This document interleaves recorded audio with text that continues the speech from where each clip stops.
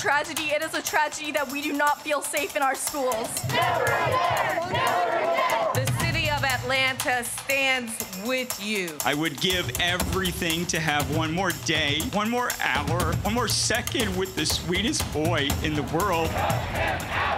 A person can't carry out a mass murder if they don't have the means to do so. Enough is enough. No guns in our schools. Resources and tools. There will be no peace, there will be no order until we end gun violence. Those were the sights and sounds as hundreds of thousands of students and others marching today across the country. March for Our Lives. It was sparked by a group of students in Florida. And these students and their supporters demanding an end to gun violence and mass shootings after, of course, 17 students and staff members were killed at Marjorie Stoneman Douglas High School. We have crews covering this story from downtown Atlanta all the way to D.C. Let's start with Naima Abdullahi. She's been covering the rally all morning long in downtown. And Naima, Atlanta police were able to just confirm how large that crowd was. Right, and that crowd is estimated at 30,000 people who walked around Atlanta. We're talking people who were not only led by Congressman John Lewis, but so many students all over the metro area making their way to Liberty Plaza to make a statement and to take a stand against gun violence. As civil rights icon John Lewis walked shoulder to shoulder with young students. We are never too young, never too old to march. To speak up, to speak out. The large crowd of roughly 30,000 people made their way to Capitol Avenue with roads closed off and increased security. All of this part of a nationwide movement against gun violence. Parents brought to tears as they watched a student-led movement happening all over the country, sparked after the tragic shooting in Florida. And all of this to say that they have had enough. They want to be safe. They want to be able to go to school. They don't want to be fearful. How a small town's tragedy turned into a historic day. Parkland shooting survivors sharing that story. When it happened, I was terrified and scared and unknowing of what would happen in my future. But since this whole March for Our Lives, never again, all of these small movements and organizations that we're building is proof that we feel empowered. John Lewis reminding the crowd how the students of the 60s demanded change as he saw students creating a new movement today. Never give up, never give out, never give in. Keep your faith and you're going to have a victory. And during our coverage, we did not spot any counter protesters, and it appeared to be peaceful. We even asked APD, were there any arrests? Did everything go smoothly? And they told us yes. And with the increased amount of security that was around the area, in addition to all the volunteers that were helping out during the event, there were no interruptions and people were able to get out as soon as the speech ended here at Liberty Plaza. Back to you. Are you guys ready to march today? I'm Jennifer Leslie at the start of the march at the Center for Civil and Human Rights, where even some of the student organizers couldn't believe the turnout. I feel like I'm gonna cry later because this means so much to me. It hits home. They represented all grade levels, public and private schools from all across Metro Atlanta. We will now take a moment of silence. During a pre-march program, they remembered the lives lost in Parkland. I'm so sorry your lives were cut short. I'm so sorry we didn't fix this before. No more silence and gun violence. The gun control advocacy group Every Town for Gun Safety provided financial and logistical support for the Atlanta March, but the students led the way. We're taking our voices to the street. We want our elected officials to hear us. We want the whole world to hear us, and I think with this many people, they will. All right, thank you, Naima and Jennifer. Now, we want to show you this. The youngest speaker at the March on Washington in 1963, well, it's this man. He was the oldest speaker at the March for Our Lives in Atlanta today. Watching John Lewis with all these young people gathered today in Atlanta, it's hard not to notice the parallels to those past civil rights marches where Lewis, who would later, of course, become a sitting U.S. congressman, was often the youngest in the crowd. All right, from Atlanta, let's head over to Washington, D.C., where huge crowds gathered from all across the country to rally against gun violence. And that is where we find our Christy Etheridge live tonight in our nation's capital. Christy? Hey Ryan, earlier today these streets were so packed you couldn't even move, and this rally lasted right at 3 hours. But the students who inspired it hope it creates change that lasts much longer than that. Look around. We are the change. Hundreds of thousands of young people from around the nation squeezed into one D.C. street to rise above their age and send a message to the nation. What do you want to change? I want us to be able to go to school and not worry about being shot, not worrying about being killed on a supposedly safe property. The expected crowd of 500,000 filled the streets and spilled out the sides, nearly bumping up to the military vehicles and dump trucks that blocked all the intersections leading up to Pennsylvania Avenue.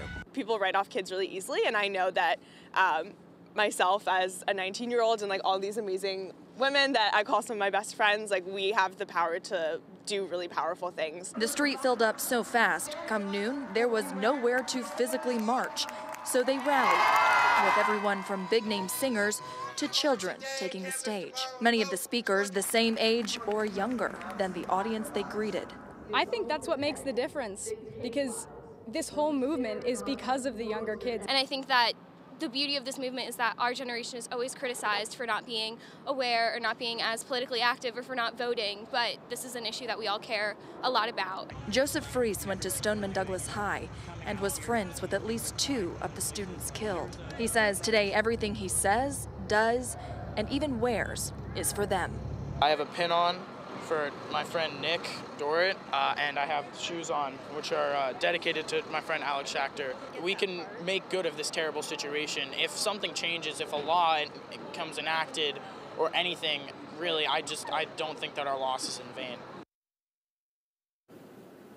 One of the most powerful moments here today was when Stoneman Douglas High School student Emma Gonzalez got on stage and paused for a several-minute-long moment of silence after speaking a few sentences until an alarm beeped. And then when she spoke again, it had been 6 minutes and 20 seconds.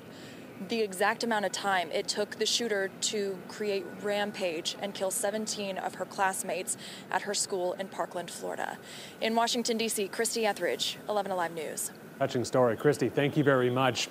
Also in Washington today, the Justice Department is considering regulations to ban bump stocks rather than waiting for Congress to pass new regulations. Now, these regulations from the Justice Department would mandate that the so-called machine gun law apply to bump stock devices, in a sense making them illegal. The proposed change will likely see a 90-day public comment period. We're going to head next to Athens, where hundreds of college students and staff members rallied on the UGA campus. Here's our Joe Hinkie with more. Well, the March for Our Lives movement came to Athens here in the campus of the University of Georgia in the form of a rally. You can see the hundreds of people, one end of the sidewalk here, all the way to the other end in front of the iconic UGA Arch in downtown Athens, and they came here to share the same message that's being delivered today across the rest of the country. We demand action now! We demand action now! 4 simple words, we demand action now, surrounded the UGA Arch. As middle and high school students around the country led marches, UGA students and people of all ages echoed the March for Our Lives message. There's so many people here, and I think we as college students are inspired by the high school students. They're taking so much action, and that just gives us so much energy to do the same thing. In between demands for stricter gun laws and increased school security, and thoughts and prayers are not enough, stood a handful of counter-protesters. You see, we know what's coming next. We understand that. That's why we're down here standing against this gun control lobby.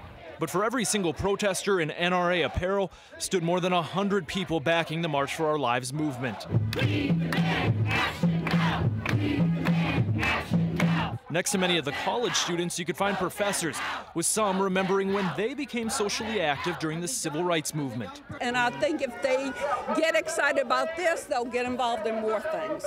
The students who organized the rally in Athens this is a change that we need. Say they now want to take the energy at the Arch to influence lawmakers today and in the months and years to come. We demand action now! We demand action now! Reporting in Athens, I'm Joe Hinkie, 11Alive News. And more than 50,000 of you joined us on the 11Alive Facebook page for our special coverage of the march. It's a movement that's been united by social media. So Liza Lucas has been tracking that social conversation from the 11Alive bridge throughout the day. Liza, what do you have for us?